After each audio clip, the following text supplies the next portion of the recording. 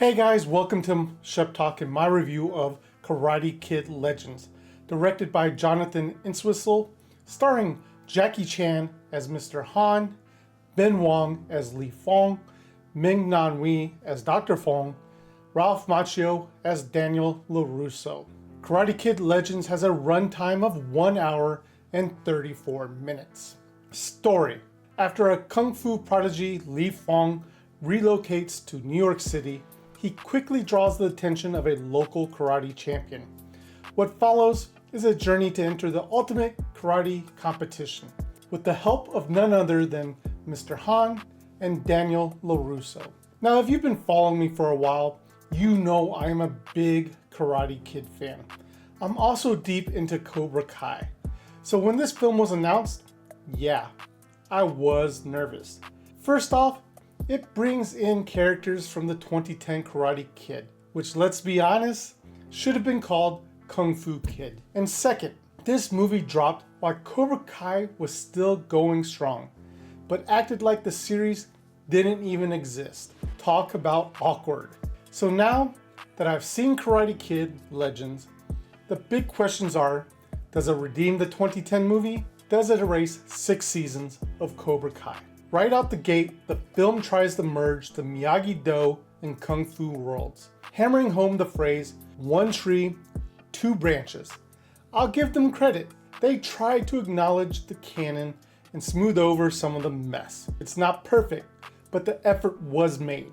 As for Cobra Kai, crickets. No mention of the dojo, no Miguel, no Sam, nothing. There is a little bit of a Easter egg at the end of the movie, but that's it. Now sure, the movie is set a few years after the series, but it would have been nice to get something, a little nod, a cameo, a whisper.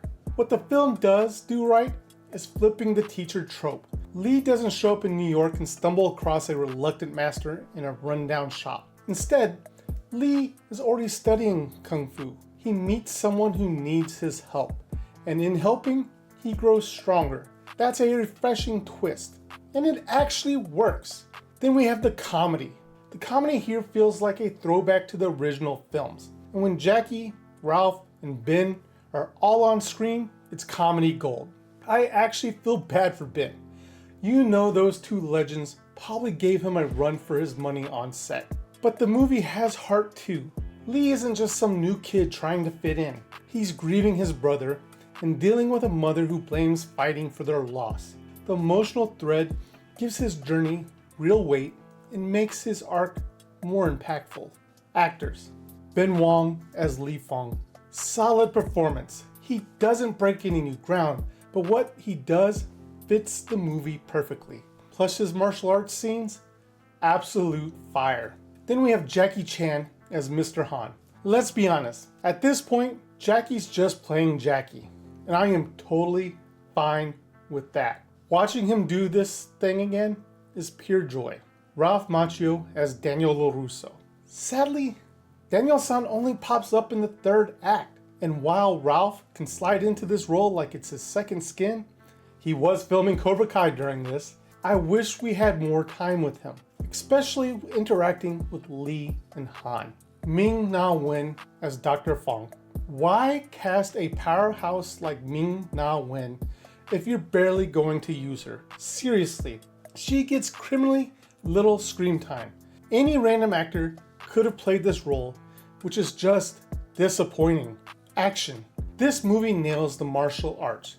You can tell the cast and crew took it seriously, and the fight choreography reflects that. The blend of karate and kung fu is fluid and well done. The only gripe, the final tournament feels rushed. The matches needed more time to breathe. Cinematography. The establishing shots of both Beijing and New York are stunning. Each city has its own vibe, and both feel lived in and real. Solid visual storytelling here. Soundtrack. For a movie set in New York, I expected the music scene to pop, and while there are moments where it tries, it mostly drops the ball. This could have been a killer soundtrack, but instead, it feels like a missed opportunity. Now, onto some of my nitpicks. Pacing. Why did we get a 90-minute movie in 2025 like it's 1985. The short runtime really hurts the story. There's too much crammed in. Lee adapting to New York, building friendships, dealing with trauma, prepping for the tournament, everything needed room to breathe. No real threat. Lee's main rival, Connor, is supposed to be the undefeated champion, but honestly, he never feels like a real threat. Their beef is undercooked, and the tournament isn't even about settling their score. The whole villain angle feels like an afterthought. Martial arts takes a backseat. For a Karate Kid movie, there's surprisingly little karate or kung fu until the final act. That's a mistake. I wanted more training, more sparring, more philosophy, and more time with Daniel and Mr. Han together, mentoring Lee. That's the magic we didn't get enough of. Overall, Karate Kid Legend tries to course correct for the 2010 film while forging a new path. And to an extent, it works. It's fun, heartfelt, and delivers solid martial arts action with a mix of legacy icons and fresh faces. But the short runtime and scattered focus keep it from greatness. With blockbuster season in full swing, this one may get lost in the shuffle.